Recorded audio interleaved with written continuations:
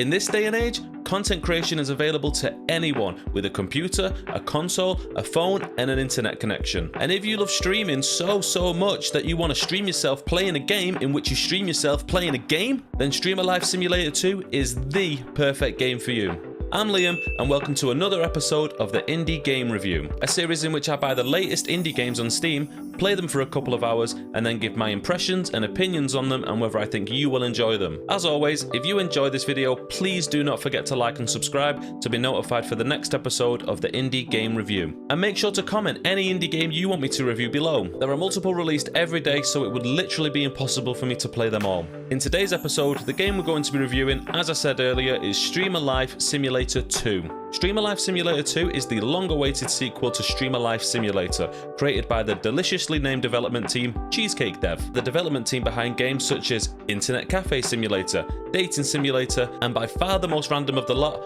Hookah Cafe Simulator. See, I love streaming, so I could not wait to get stuck in and live my streaming dream vicariously through my computer. And who knows, maybe I'll actually make Twitch partner in the virtual world. But as always, before we get into the gameplay, let's dive into the tech and the game settings. Streamer Life Simulator 2 is made in Unity. Now, pretty much everyone's heard of Unity. It's the backbone behind some huge games such as Escape from Tarkov, Fall Guys, Among Us, and so many more. The list literally goes on forever. It's a huge engine. I'd probably say it's top 3, maybe even the biggest. Basically, if you're into game development and you haven't heard of Unity, you aren't into game development. My nan's even heard of it, and she's a huge fan. As usual in most indie games, the video settings are quite bare bones. You can change the resolution, disable motion blur, which is pretty much the first call of action for any PC gamer, and you can disable VSync. And that's pretty much it. In the audio settings, there are a fair few languages you can use, which is quite impressive considering the game's still in early access. And amazingly, the keybinds are totally...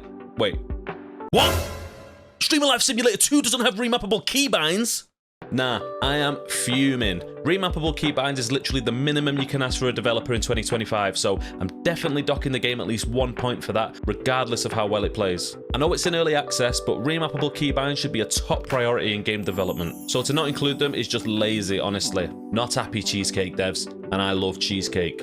Anyway, now that I'm riled up and my keybinds are good to go regardless of whether I pick them or not, let's jump into some gameplay. When you launch the game, you're instantly taken to the main menu that has a green bar at the top reminding you that the game is in early access, as well as a pop-up on the right hand side that says there's new content coming on March 25th. I do like that they have a hard date penciled in for the update. You know what them early access devs can be like with blurry promises and constant delays. Cheesecake setting a hard deadline does make me feel confident that they'll stick to their promises, and hopefully they'll continue to support the game for a good while. Then again, we have been burned before. Once you've stopped chilling in the main menu, enjoying the soundtrack that's faintly reminiscent of The Sims, you'll click Start Game and then you're taken to the streamer creation screen. I won't lie, the character customization in this game is top notch. Obviously, it's not quite as in-depth and doesn't have the endless possibilities that games like Elden Ring do, but it does have a significant amount of customization options, and I'm sure people much more creative than me can make a character that doesn't just look like an average white fella, albeit oddly shiny. One of my favourite and one of the most hilarious things about the character customization screen is the ability to move the character's eyes and mouth. I spent a good few minutes laughing, making my character look like he'd been up on the pingers all night and he was gurning his jaw off. When it comes to character creation though, I do have a sneaking suspicion that the most popular type of character will revolve around that e-girl aesthetic. But I'll be honest, if I could be an e-girl raking in tens of thousands of pounds each month, I would do it too, not even lying. So once you've tinkered about and you've finished creating your character, it's time to begin the journey. The game starts with a brief storyline including some obvious AI art, which is fine.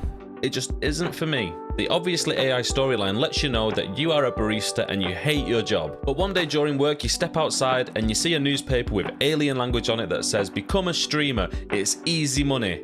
Trust me, it isn't. But that's all it takes to sway our shiny new friend and we are off to begin our new career. But of course, how are you going to stream without a computer? I'll tell you how. You're going to break into the coffee shop that you work at, sneak into the office and steal all of their equipment, including their monitor, keyboard, mouse, router, and their old computer that looks like it's from the 90s. I think I had that exact same computer in my parents' dining room when I was about 5 years old. The graphics card in that thing can definitely legally drink now. So being the insanely muscly soon-to-be streamer that you are, you carry about 40 kilograms of things onto your bike and you ride home to begin your streaming journey. I will point out now, on the main menu, there is a red bar at the bottom that lets you know that Streamer Life Simulator 2 is a challenging experience and aims to bring a realistic simulation of what trying to be a streamer is like in real life. And to be fair, the claim is pretty spot on. The game is so in-depth in terms of things that you need and obstacles you have to overcome to become a successful streamer. You have to download apps such as OPS, Discat, and my personal favourite, Smoke.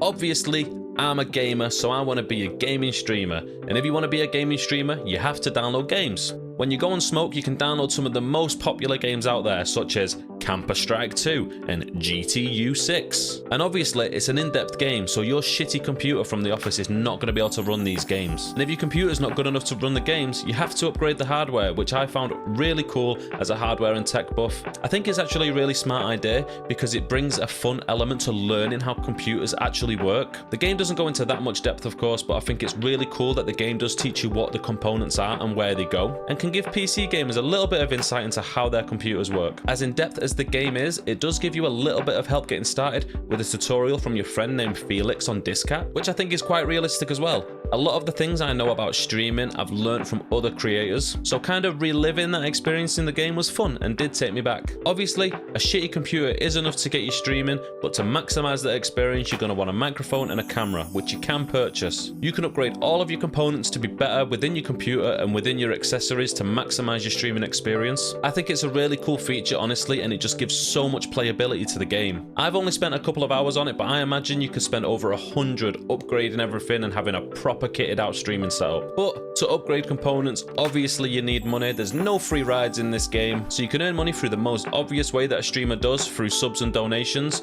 You can deliver food to earn some money, and you can take loans, which I obviously wouldn't recommend as loan sharks are dodgy. Apart from those basics, the way you spend your time is completely up to you. The game isn't linear whatsoever, so if you want to spend a day cleaning up your shithole room, you can. Or, if you're like me, that shithole room can wait. Let's get streaming. To get your stream up and running, it's actually super realistic. You have to get your stream key set up and everything.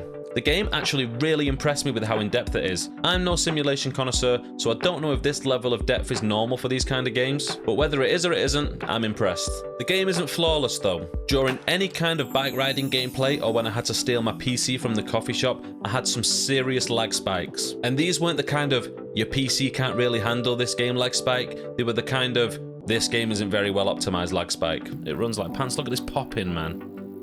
The recommended specs for this game is only a dual-core CPU, 6GB of RAM, and a 1050 Ti. With these recommended settings, I should be absolutely blowing this game out of the water with my setup. I should be maxing this game out at 1440p 360Hz easily, but I had to drop the graphics settings to medium and cap the FPS at 60 just to get the game to run what I would consider good enough. The game is in early access though, so I won't hold that completely against them. There's bound to be optimization in the future and bug fixes, so we'll see what happens. So now the terrible computer is all set up and we're ready to stream. The streaming experience is super fun and totally realistic.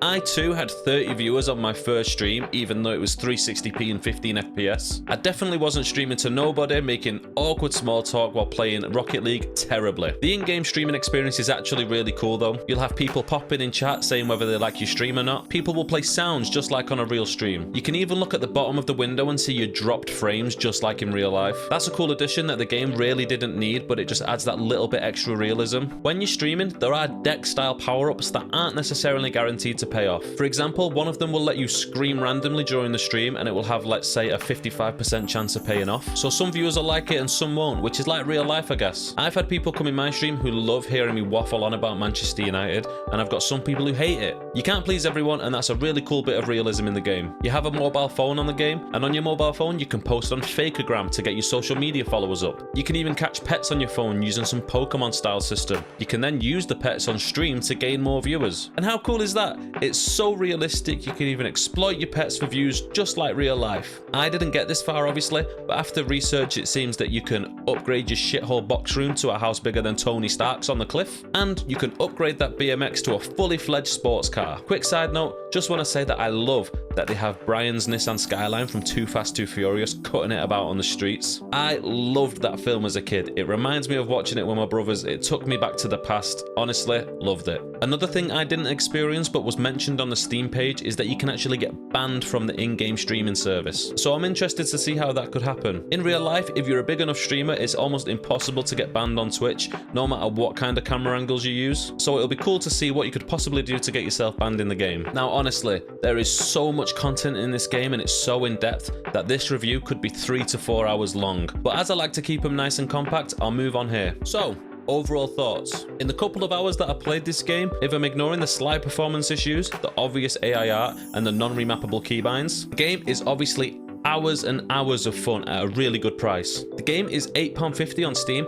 but is currently 15% off, making it £7.2022 until the 6th of February as an introductory offer. And so far, it definitely feels worth it. After 2 hours, I feel like I've barely scratched the surface on what the game can do, and I feel like even after 50 times that, I still wouldn't be complete. That's great value for money to me. Obviously, the game doesn't run the best and the keybinds aren't remappable, but it is early access, so I have to give them a little bit of grace. And the AI art is a bit of a peeve, but that's just my personal preference. I do understand that using AI does help small-time developers create art for game without having to commission or spend time drawing it themselves, but there are thousands of artists out there whose livelihood depends on these kind of commissions, and the thought of their talent not being utilized really worries me for the future, because it's not just small developers doing it, it's AAA developers too. Activision recently caught some flack online for using AI art within the new Call of Duty game, so when the big boys start using it, it is scary, not just for gaming but for media as a whole, but that's another topic for another video. With all of the things mentioned taken into consideration, I'm going to give the game a very respectable 7 out of 10. The game is in early access and already has tons of content, with more content promised to come. If the devs do stick to their content plan, this game could be fun to play for years to come, so I would definitely recommend getting your hands on it now while it's on offer. Comment down below if you've played Streamer Life Simulator 2 and let me know what you think of it. And please,